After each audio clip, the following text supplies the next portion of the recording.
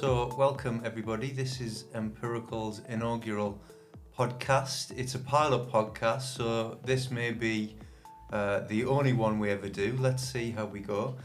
With me in the studio, well, it feels like a greenhouse at the moment, but it's very hot in here.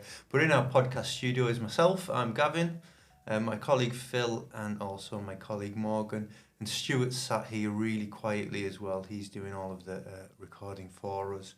So why are Empirical doing a podcast? I think the idea was to really hear from the trainers in more of an informal setting.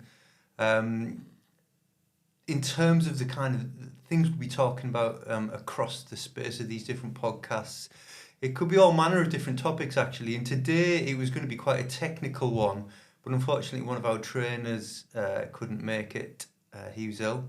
So you got me. Yeah, so we've drafted in Morgan, which actually plays out quite nicely because when Phil and I are delivering training, we always get asked various questions from various different levels, various different technical depths and such like. So we thought, well, there's a good starting point for the podcast. Why don't we let Morgan ask Phil and I a bunch of relatively non-technical questions, and it'll go to a wider audience, and hopefully you folks will get the benefit from it. So what I'm going to do is I'm going to hand over to Morgan, and believe it or not, I know it doesn't sound like it, but believe it or not, we've not actually practiced this, and we don't have a huge list of questions. So let's just see how we go. Over to you, Morgan. What do you want to know about the world in which we all operate? Oh gosh, that's a big question there, Gavin. But as you said, we've had so much time to practice this. I've spent loads of time pondering exactly the mysteries of life and the wireless world around me, and I couldn't come up with anything. But as it stands, and quite fortuitously, actually, this morning, I was driving into work and I had to take a call. Of course, I pulled over because I'm safe, and that's what you do when you're driving. You don't drive and talk on your handset. So I pulled over, and the person I was trying to get in touch with, the signal was rubbish. It was absolutely terrible. So I saw on my phone that I had a 5G signal, and I had 2 bars. Now, going into Lancaster, I'm aware that there are lots of buildings, and it's notorious for not getting very good signal. But what I want to know is, I know I only had those 2 bars, which means poor signal, but it was on 5G. This magic 5G that everybody talks about is supposed to be the be-all, end-all. Why was it so poor? I feel like I've taken on the role of moderator for this session, and what it means is, as moderator, I can say, oh, that's a good question, Morgan. Phil, would you like to answer? Of course I would. There's so many different reasons why that call could be a bad call.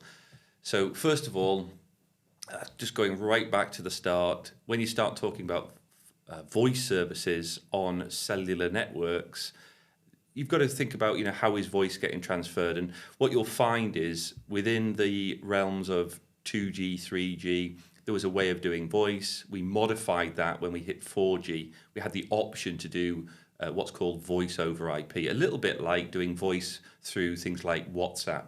So it's over an application, but it belongs to the service provider. So 4G has this capability of doing voice over IP. And 5G can also have that capability of doing voice over IP. Now, the problem you have with the scenario is, well, what was the device doing? So it's on a 5G network at the point of making the call. So there are a selection of different options. So one option could be you've got the latest and greatest 5G handset, you're on a service provider that operates the 5G voice, a term called voice over new radio, VONA, and potentially you could be trying to do a call on 5G. But because you only had 2 bars on your phone or 1 bar on your phone, that means the quality wasn't very good. And even so, the bars on your phone is more to do with signal level more than anything. So you could have, for example, lots of users, if it was a busy hour, trying to use the cell, watching YouTube, doing different services, and you just might find that it was a busy cell and therefore they couldn't guarantee what they should have tried to do, is guarantee the voice services. However, more than likely, you probably weren't doing voice over the 5G network. Depending on the network, you might find they're actually doing voice over the 4G network. So for the split second that you're on 5G, you might have actually gone back into the 4G network and done voice over IP on 4G, which again could have had a worse signal than your 5G. So that might have been down at 1 bar, in which case, again, giving poor quality.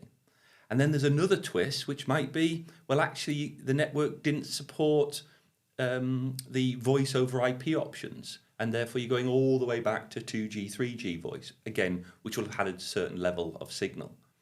Now, more than likely, with the latest handset, with the latest service providers' capabilities, they'll support voice over IP, 4G and 5G. So probably you're going to find it's going to be related to signal level. It's worth pointing out as well, there's about 300 5G networks out there at the minute. And now this is at the time of recording, this was end of March 2024. And of those 300 networks, there's only about 50 of them who use what's called standalone 5G. And if you're going to do VoNR, or voice over new radio, you really need that standalone 5G network.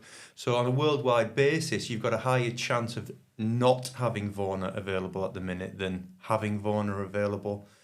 So there's, as Phil said, there's lots of different factors at play.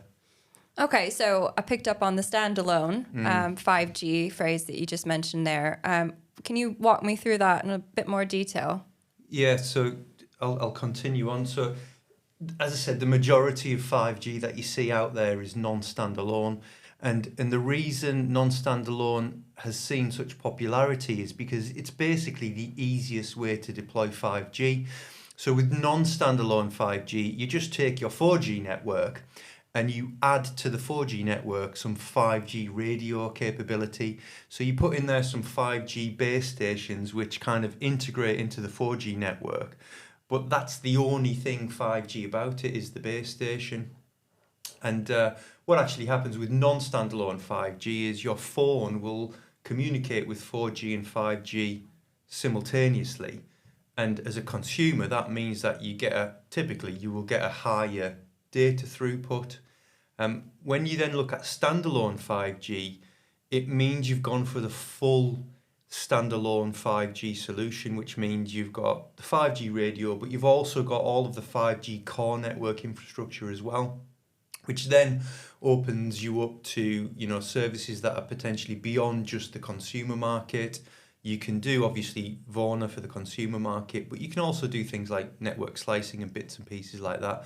But at the moment, the numbers are low, relatively low, only about 50 standalone networks. And it's partly because operators are perhaps struggling with justifying the business case because, non-standalone 5G is doing the job. It's delivering broadband service to the consumer market. But, that's not what 5G was completely about. 5G goes beyond just the consumer market. So longer term, we need to be seeing more standalone 5G deployed. So that's really interesting because I don't think a lot of consumers are actually aware that that's the case. You see 5G and you just assume that it is 5G and that it's not what sounds like a bit of a cheat to be using 4G. Yeah, and here's a question for you, Morgan. So let's just say you open up your shiny new 5G handset and you get, a 300 megabits per second data throughput. As a consumer, what are you going to do with that? What do you need 300 megabits per second for? I have no idea. Phil, exactly. do you use that much data? Yes, YouTube probably. Exactly. My point is, we talk about this enhanced mobile broadband experience for the consumer for 5G, and in reality, nobody needs anywhere near the kind of data throughput that you can actually achieve. Well, they do to stream Empirical videos on YouTube. Good, Gavin. Did you know that Morgan is our marketing manager? So that's where that comes from. No, it's really good. Thank you for explaining that. I think the bigger question for me is, as the marketing person, I see a lot in the news and a lot of hype about 6G.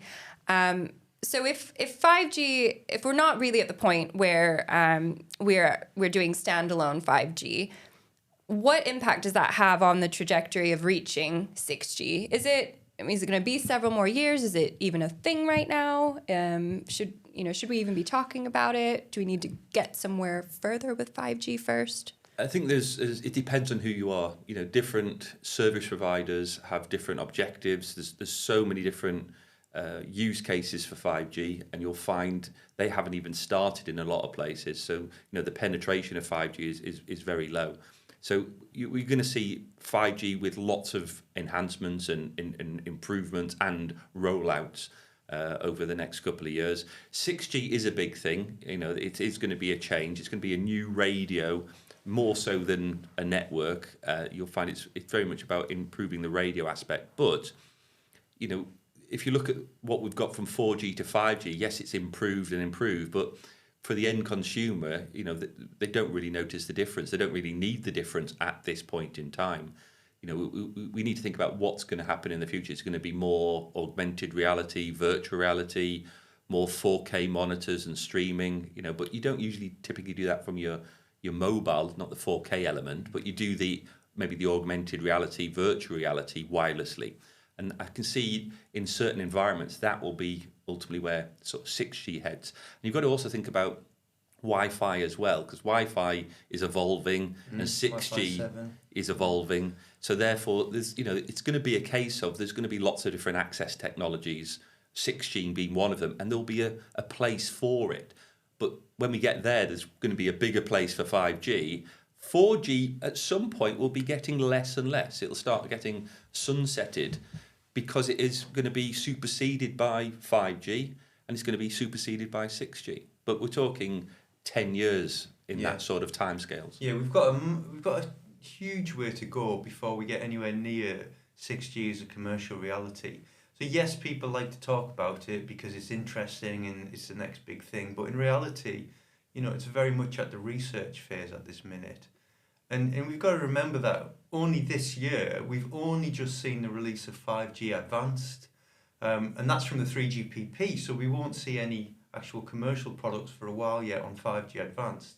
So operators are still dealing with 5G and more recently 5G Advanced before we even need to worry about 6G. The business case has to be resolved for 5G. And we've got to understand why operators need to deploy it. Some of the operators we've worked with had plans to deploy standalone 5G, and they've taken a step back and actually stuck with just deploying non-standalone 5G because it's a bigger picture. It's not just about the operators providing a service to the consumer market. It's about much more than that. And for 5G to be a true success, you need to be selling it to more market verticals, not just the consumer market. But this is where we bring in the likes of industry, automotive, agriculture, healthcare, all these different verticals, which the use cases do exist. There's some really interesting use cases that have gone on around the world today. And you can check out our 5G use cases course for more details. Good plug. Good plug, yes. But lots of proof of concepts, but in terms of commercial reality of really good examples of 5G working in these different market verticals, they're relatively rare at the moment. And it's just a timing thing, it's an investment thing, and it's just understanding the business case. So I wouldn't worry too much about 6G at this time. We're not, certainly. And I know, Phil, you mentioned about Wi-Fi and we're enabling some really cool capabilities to do with, again, talking about the hype of what's happening, AI, machine learning, virtual reality, all of these amazing things. What role does Wi-Fi play in all of that and sort of the interworking between 5G? Morgan, we're supposed to be talking about cellular. Well, we do interworking courses. Yes, we do. Yeah, no, Wi-Fi, it plays a big part. It's not going away. It's evolving in a similar way. You'll find if you look at the latest Wi-Fi standards, they've started to factor in some of the methodologies that we've got in 5G have got into Wi-Fi. In some of the basic concepts and the detailed concepts. So it's going to have a part to play. When you start looking at solutions, Gavin mentioned about these different use cases, already we're seeing some of those solutions which historically would have been a Wi-Fi solution. or another form of local area network type deployments, we're now seeing those actually being pushed out for Wi-Fi going in. So in a way, Wi-Fi has a part to play and it will win business, but also 5G has a part to play and it will win business. And the key thing is with Wi-Fi, an element of Wi-Fi, we have non-3GPP access using Wi-Fi to get into the 5G network. So you could be having a hybrid network anyway, which has Wi-Fi access points and our standard 5G base stations. So it's a hybrid network. So, it's all about what is the end solution? What does the service provider want? Have you heard that term before, Morgan, non-3GPP access? I know what 3GPP is, Gavin. Yeah. So just to elaborate, when you talk about 3GPP access, you're talking about a technology standard that's being delivered by the 3GPP. So whether it's 3G, 4G, 5G, etc. So non-3GPP is anything else, but usually it does mean Wi-Fi. And it's quite interesting because we've had Wi-Fi integration with cellular networks for some time, and we've seen it probably most heavily deployed in 4G to support Wi-Fi calling in 4G. But the architecture's changed a little bit when we saw Wi-Fi integrating with 5G. What we found is the network still retains a bit of control of you even when you're on Wi-Fi on 5G, and that didn't used to happen on 4G. And that goes back to the point that Phil made about it is gradually becoming more and more integrated. I think the trouble is you've got the 3GPP on one side and you've got the IEEE on the other side. They've both got their own agendas, they're pushing their technologies, but it's got to be driven by the market, I guess. But Phil raised another good point there about networks and private networks, because there's a huge amount of interest at the moment about private 5G, and we should add private 4G to that mix as well, whereby you've got customers who want their own network. They're not particularly interested in what kind of wireless technology would deliver that, so it could quite happily be Wi-Fi, but Wi-Fi is not without its issues. So there's a lot of attention being turned now to a 4G based wireless solution, or indeed a 5G wireless solution. And when we teach kind of private cellular, when we talk about private LTE and private 5G, we're always asked, what's the problem with Wi-Fi? Why are we having so much fuss about cellular at the moment? And we generally say there's no issues. The right technology will be used in the right scenario. So clearly the price point of Wi-Fi is going to be cheaper than, say, a private 5G network, but Wi-Fi suffers from interference and things like that. So it's a trade-off, and you've just got to choose the right technology for the right scenario. So do you think it's a bigger question of the investment that the operators are able to make to meet the demands of the consumer market? Because if, obviously you need the infrastructure to support standalone 5G. I know I'm going back to what we were talking about previously, but I guess to get to kind of the next phase, is it a question of just the infrastructure and the cost required? It is. It's at the end of the day, is that you have to have a commercial reason for deploying it. We've got a commercial reason is we evolve, and therefore they know that at some point they'll need to evolve to again meet certain requirements of the devices and the consumers, but at the same time, they'll be losing out by not evolving to 5G. There's new features, new capabilities that are in 5G. 5G's now added non-terrestrial networks, which is another course that we do. And the idea is that is not applicable to the 4G standard. So if you wanted to incorporate that, and when we start talking about non-terrestrial, we're talking about satellites, drones, again, looking at things like the IoT, the Internet of Things architecture. So, we start talking about a more worldwide connected deployment. And again, if you want to get as part of that market and the IoT market, you're going to see 5G being a big stepping stone. So some networks will have to start investing in those areas if they want to get into that particular market. Yeah, fundamentally, when you switch from a end-to-end 4G system to an end-to-end 5G system, there's lots of improvements and enhancements that have been made. Phil said you can't do NTN on 4G. In addition to that, you can't do end-to-end network slicing on 4G. the security of 5G has been tightened up and enhanced over and above. I mean, it is similar to LTE 4G, but it has seen improvements. We see things like reduced capability operation that we've seen introduced in 5G. So there's lots and lots of different things that have been introduced in 5G. Now, don't get me wrong, just because 5G is the hot topic, it doesn't mean to say that 4G becomes this dusty old technology that nobody's interested in anymore, because 4G is still the backbone of our cellular data, and it will be for some time to come. So 4G continues to be enhanced. Yeah, and it's worth pointing out, you say it continues to be enhanced, but it doesn't get enhanced that much. You imagine the 3GPP working groups, they're looking at lots of different topics. You know, a lot of the enhancements, the evolution of technology is working groups focused on 5G. So where they historically would have gone, let's improve 4G, they're now saying let's improve 5G, which means by definition the 4G technology will not be evolving at the same rate, and therefore it will stagnate a little bit. And at some point, that's when we'll start saying, well, we need to move, we need to migrate. I think I should rephrase my point. Investment still continues to be made in 4G. There's operators still spending money on LTE Advanced and technologies like that. So, things are still moving along. Do you think we'll ever get to a point where we rely completely on non-terrestrial networks instead of having antennas on? No. Okay. No. No. That's a good... on.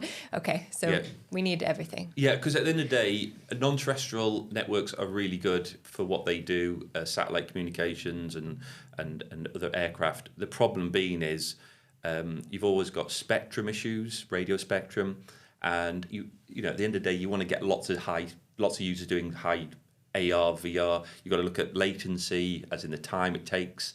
If you ever made a satellite call, it's like a delay. If you start having these applications, you can't... It depends how high the satellite is, though, doesn't it? It does, but even with like low Earth orbit satellites, it's still a bigger delay than you would expect from a cellular compared to your cell tower, which is, within... Could you not bridge that with drones, though? Yeah, but then you've got all the logistics. What happens if it's high winds?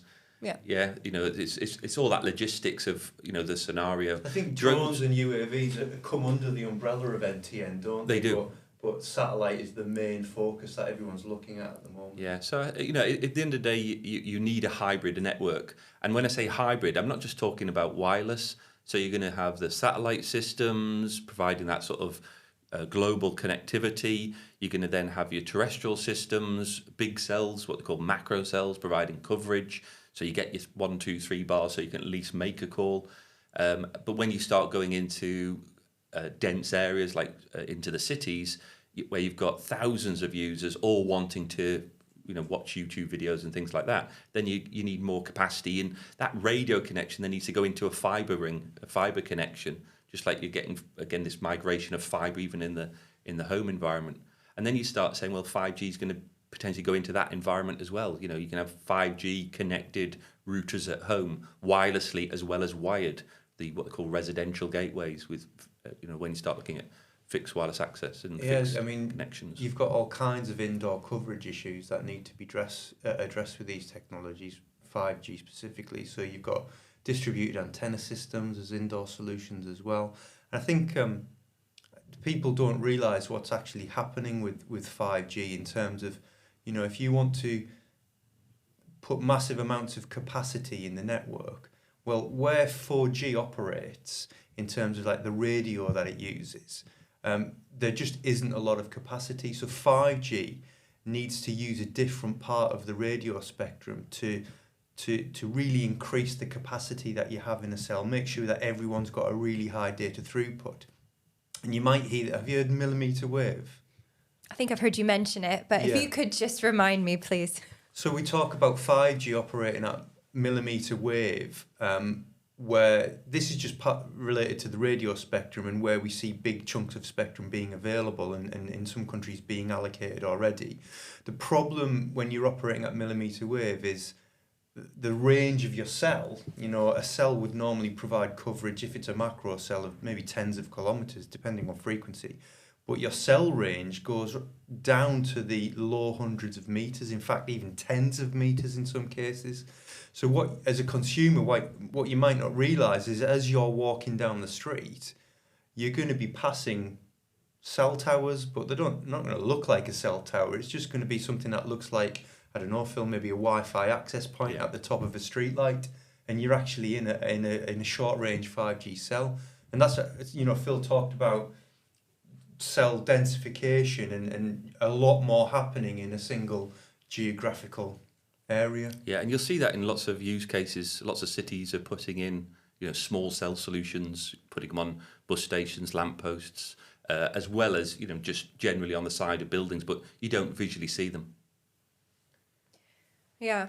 I've seen some pictures. Is that where they make them look like palm trees and things? They're Is that something a bit different? They're the macro sorry, cells, okay. so they're usually when they're actually up on a hillside. And palm trees in Lancaster don't quite fit anyway. Yeah, true. And that is a nice way for me to circle back to the original question. Maybe if I'd have had a palm tree macro cell, then You my would've worked. signal would have Yeah, it worked would at have the been- very would have been beginning. fine. My phone call. But no, I think actually that's probably a good wrapping up point, mostly because I think we've covered quite a few different topics here. Yeah, I hope you found that useful, Morgan. I did indeed. Maybe in the next podcast, we invite you back in. To ask us Maybe. Maybe. It's a VIP More- club. More questions. Really, Yeah. it's a cue, because as soon as Phil and I get a cue to start talking, we basically don't stop, but that's the trainer in us. But anyway, we're almost at the 30-minute point, so we thought that's a nice figure to round off our very first podcast. I hope you enjoyed it. Mm-hmm. Please leave comments if you want to suggest where we go from here, what other topics you might want to hear us discuss. That's fine by us. Phil and I can get a lot more technical if you want us to, but let's wrap it up. I'd like to say thank you for Phil. Thank you very much. And to Morgan.